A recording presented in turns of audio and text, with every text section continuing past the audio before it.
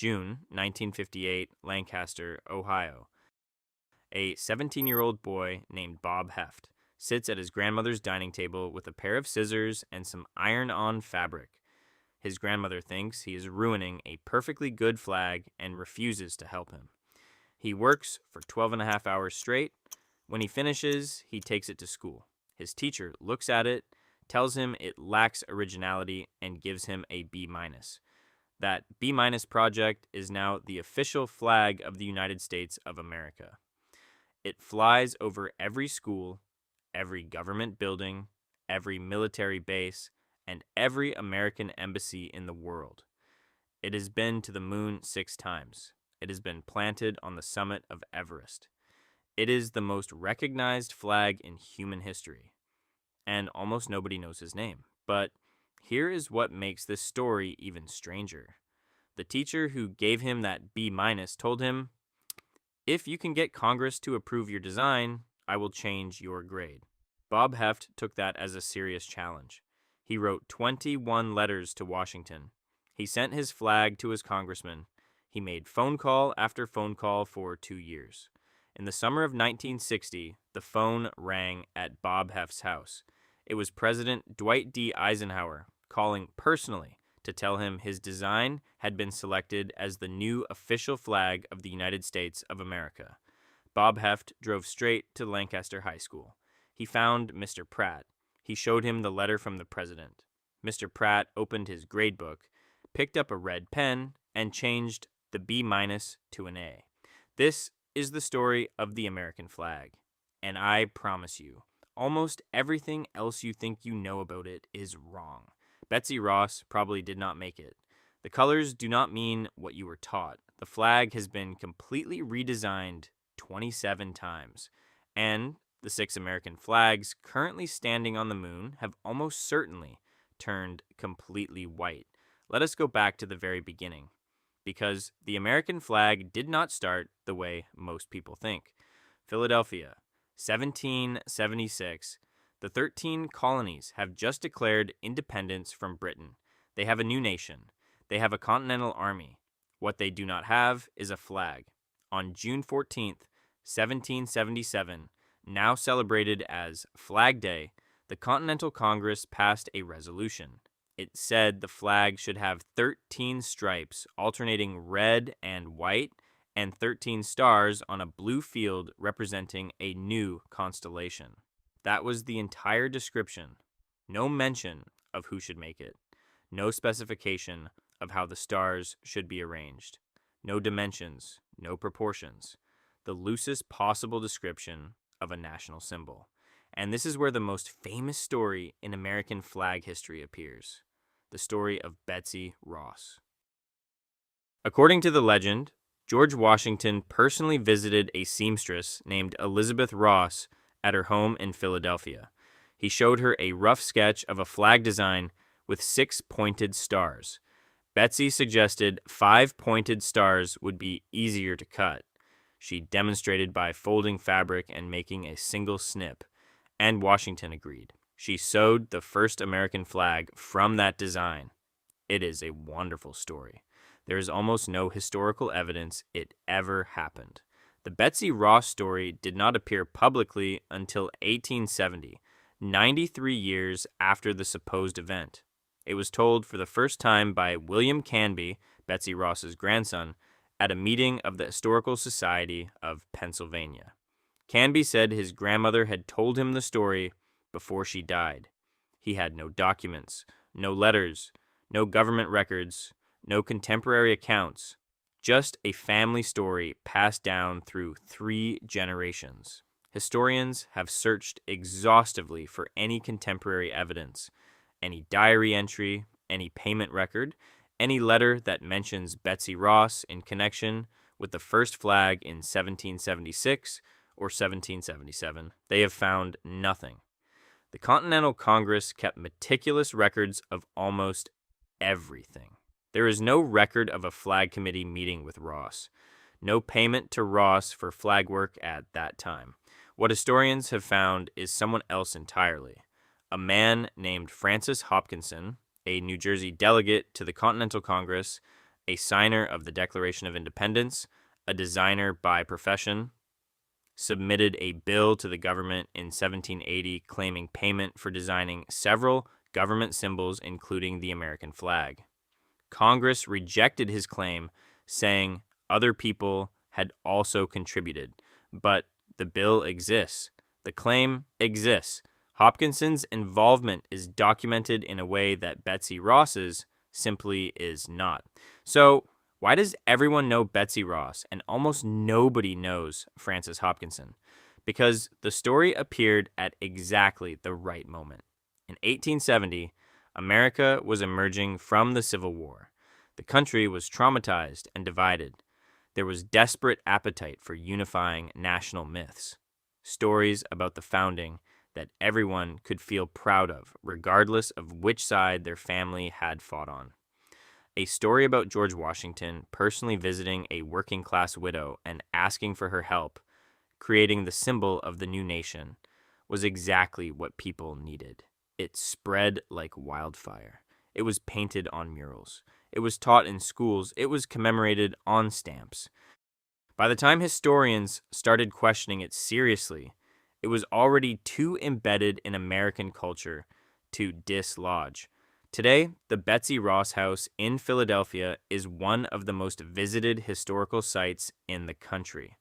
Millions of people tour it every year. There is almost certainly no evidence George Washington ever sat in that house. Now, let us talk about the colors, because what most Americans believe about the red, white, and blue is also not quite right. Ask any American what the colors mean, and they will tell you. Red for courage, white for purity, blue for justice. These meanings are taught in schools. They appear in textbooks.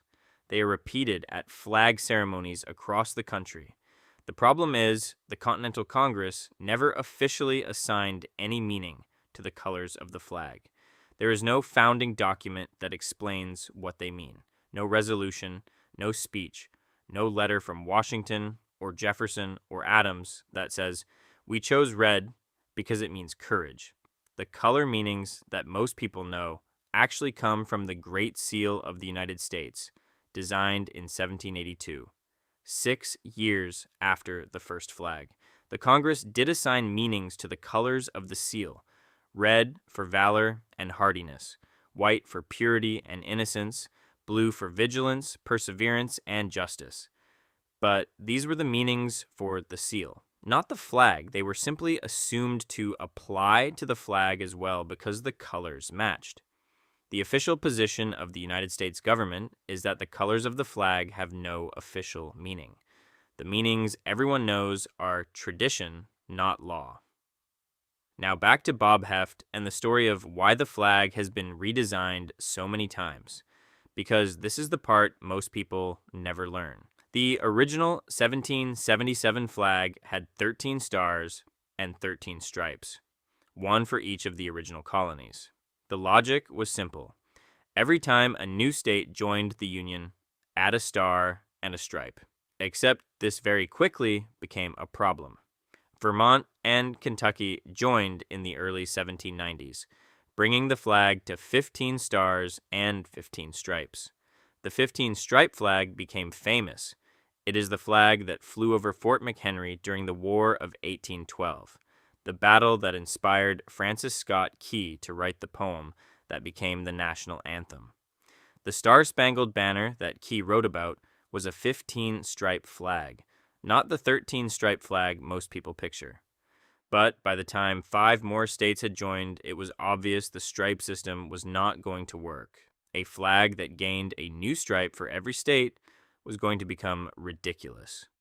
Congress passed the Flag Act of 1818, which fixed the number of stripes at 13 permanently and established that only the stars would change as new states joined. That decision fixed the stripes forever. But it left the star arrangement completely open, and for the next 140 years, every time a new state joined the Union, someone had to figure out how to arrange the new number of stars symmetrically on the blue canton. Some numbers worked neatly. Others created awkward gaps that required creative geometric solutions. By the mid-20th century, the flag had 48 stars in a clean 6x8 grid, perfectly symmetrical, visually elegant, and then in 1959, everything changed at once. Alaska joined the Union in January 1959. Hawaii joined in August 1959. 2 new states in 8 months. The flag needed to go from 48 stars to 50 stars. And 50 stars needed to fit symmetrically on the blue canton in a way that looked balanced and worked visually. The government opened the design to public submissions. More than 1,500 people sent in proposals. Mathematicians, designers, artists, patriots. Everyone had an idea about how 50 stars should be arranged, and a 17-year-old in Ohio sent in a design he had made for a school project. Bob Heft's design put the stars into alternating rows of 6 and 5, a staggered pattern that fit 50 stars symmetrically into the space. It was clean, it was elegant, it was mathematically precise, and it worked. Out of 1,500 submissions, his was selected. The boy who got a B- beat every mathematician, designer, and professional who submitted a proposal. On July 4th, 1960, Bob Heft's 50-star flag was raised officially for the first time. It has flown ever since. For 65 years, the flag of the United States has been a design made by a teenager at his grandmother's dining table. Bob Heft became a teacher himself, spending 23 years in education. He served 7 terms as mayor of Napoleon, Ohio.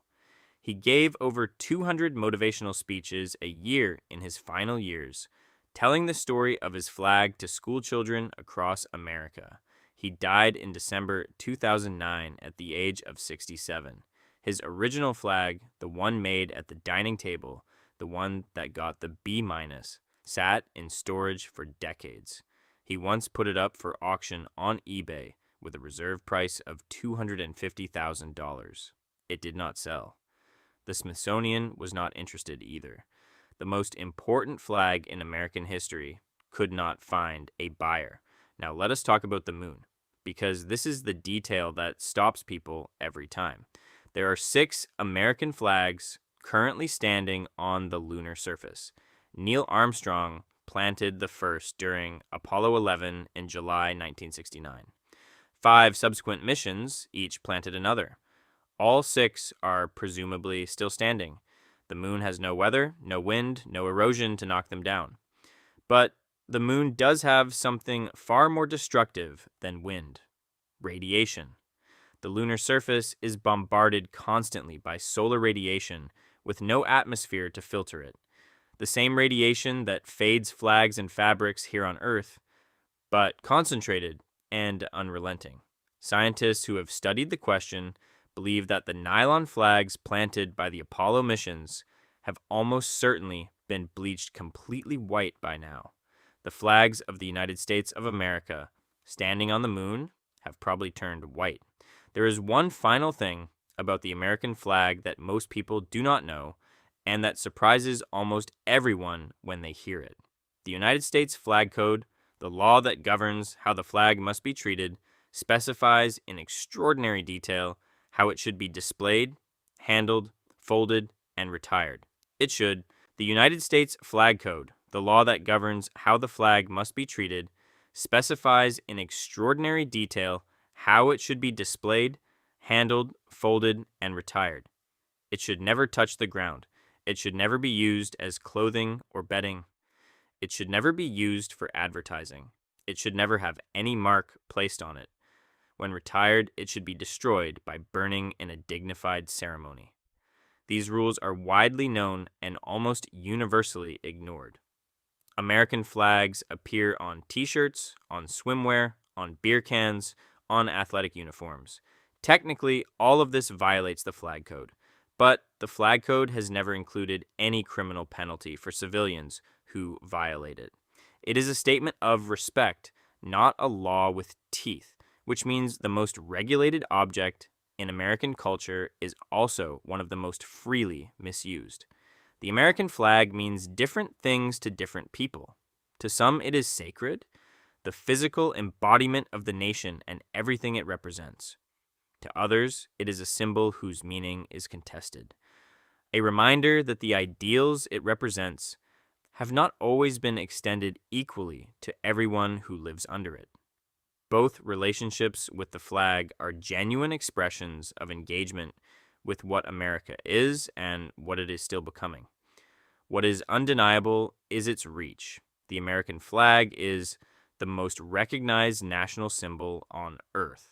It has been to space and back. It has been planted on the highest point on the planet. It flies over American embassies in nearly every country in the world. And the version that does all of this, the 50-star flag that has flown since 1960, was made by a 17-year-old at his grandmother's dining table with a pair of scissors and some iron-on fabric. He got a B-. His teacher changed it to an A. And 65 years later, his design is still up there. If this made you see a flag you thought you knew in a completely different way, subscribe so you do not miss the next one. Every flag on Earth has a story like this underneath it. Drop a comment. What did you get wrong about the American flag before watching this? I want to know.